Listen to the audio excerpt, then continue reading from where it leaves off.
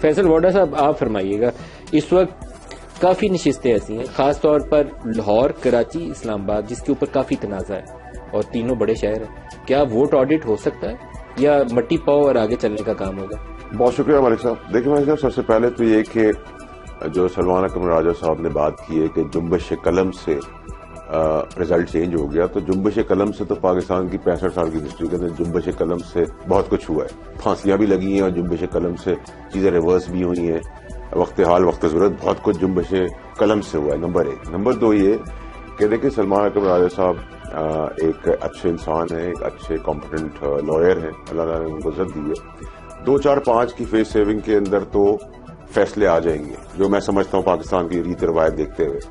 باقی تو فارم 45 جو ہے وہ ہارنے والے کے پاس بھی ہے، جیتنے والے کے پاس بھی ہے، جو الیکشن لڑا ہے اس کے پاس بھی ہے، 5ویں کے پاس بھی ہے. تو اس میں تو میں نے پہلے ہی کہا ہے کہ وہ چھولے آپ کھا سکتے ہیں، چنے کھا سکتے ہیں، وہ اسی کے کام کا آغاز آئے گا. اس کا فیصلہ نہیں آئے گا؟ اس کا فیصلہ ہو ہی نہیں سکتا نا سر، کیونکہ اگر آپ کراچی سے بلانگ کرتے ہیں، 17 سیٹیں ایم کیو ایم کو ملی ہیں، پی ٹی آئی کا دعویٰ ہے کہ وہ لیڈنگ پارٹی ہیں اور حافظ نعیم نے تو اس کے اوپر 7 مہر لگا دی ہے.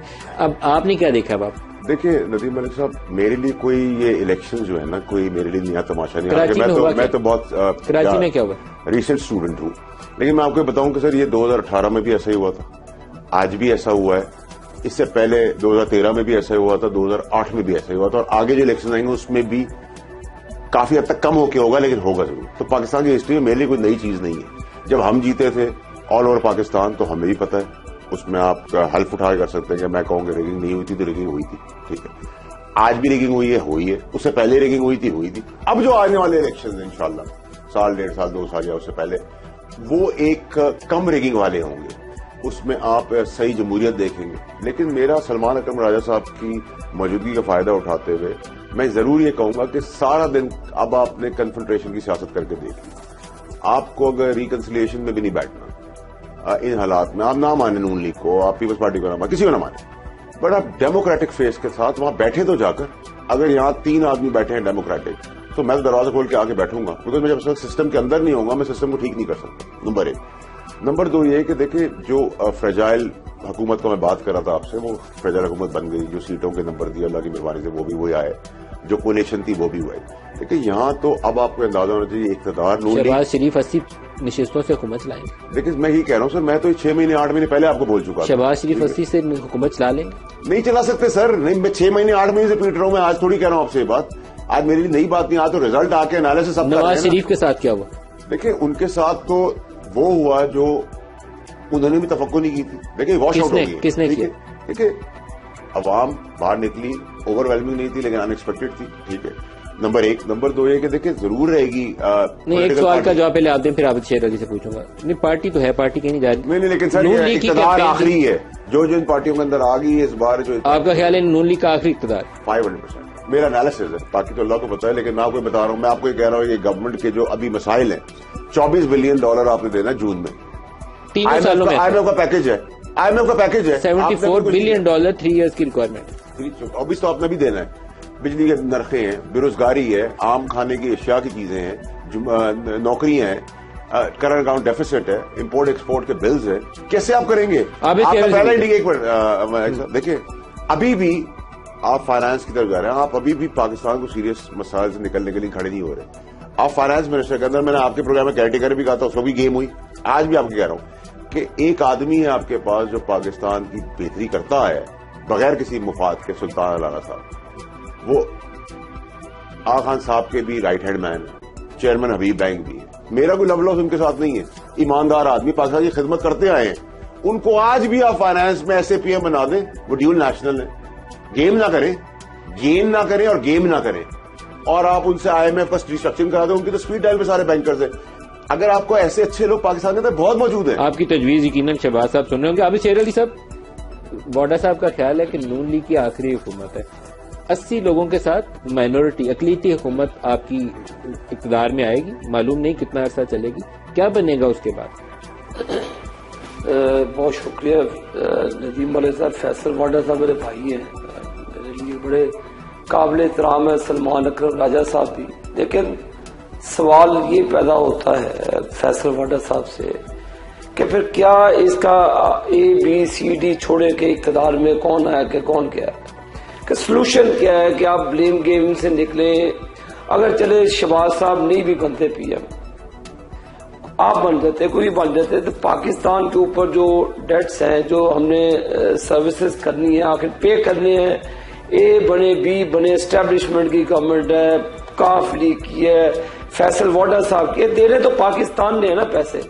کون سے سیاستدانوں نے اپنی جیب میں سے دینے؟ یہ دیکھیں واڈا صاحب کے جو بنیادی فساد کی جڑ ہے جو 2018 سے شروع ہوتی ہے, چلے اس کو بھی گزرے کئی سال گزرے. اب یہ دیکھیں کہ یہ بلیم گیم دینا کہ جی یہ ہمیں چاہیے کہ اس وقت متفقہ ہو کر سیاست کرنے کے بعد میں کرنے کے جو پاکستان کے لوگوں کے ایشوز ہیں, جو ہم نے معاملات کو آگے لے کر جانا ہے, تو ہمیں پازیٹیولی اس وقت سپورٹ کرنا چاہیے کہ گورنمنٹ کو کہ ہمیں ان کرائسس سے مل کر نکلنا ہوگا.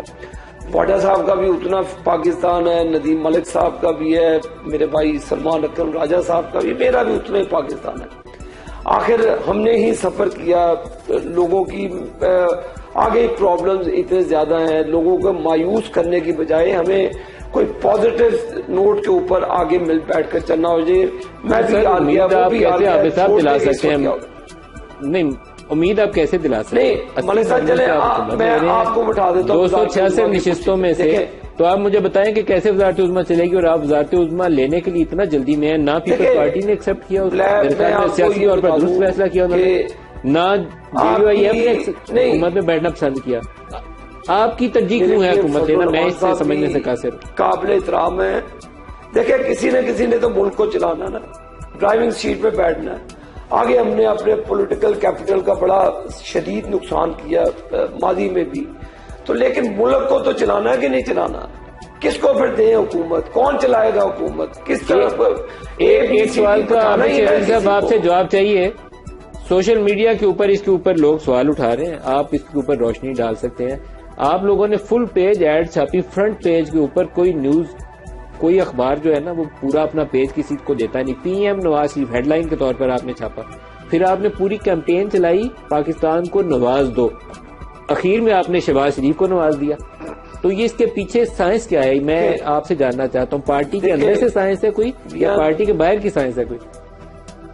میاں نواز شریف صاحب اسٹیٹس مین, انہوں نے ملک کے وسیع تر مفادات کے لیے ہماری ایک اپنی حکمت عملی ہے, ہم نے اپنے پنجاب سمیت پورے پاکستان کو لے کر چلنا ہے. دیکھیں ہر پارٹی کی اپنی اسٹریٹجی ہے, ہماری بھی پی ایم ایل این کی اپنی اسٹریٹجی ہے. پہلے بھی شہباز صاحب نے کولیشن گورنمنٹ کے ساتھ رن کیا, پھر اللہ تعالیٰ نے ان کو موقع دیا. یہ تو پارٹی کا فیصلہ نا جی.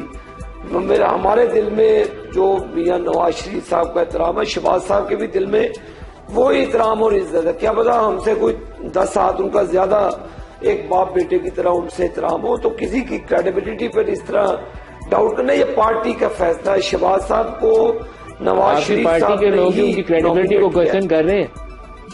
آپ کی پارٹی کے اندر سے شہباز صاحب کا سن لیں. اب مجھے میرا ندیم ملک صاحب ایک آپ کے سوال کا جواب دوں, پھر آپ جتنا مرضی بال کو لیجیے گا. چلے آپ کو اختلاف ہوگا شہباز شریف صاحب سے, آپ کا اپنی ایک مائنڈ سیٹ ہے.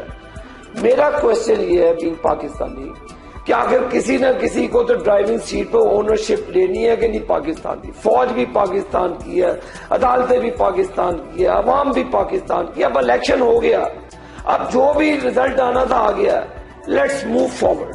خدا کے لیے میڈیا سے بھی میری درخواست ہے کہ یہ جو بھی ابھی میں چلا جاؤں کہ میں کہوں جی کے پی میں سارے فیک قسم کے فارم 45 ہیں, خدا کے لیے اس مروزہ سے نکلے, ملک کو آگے لے کر چلے, سب مل کر, سب کی جوائنٹ رسپانسبلٹی ہے.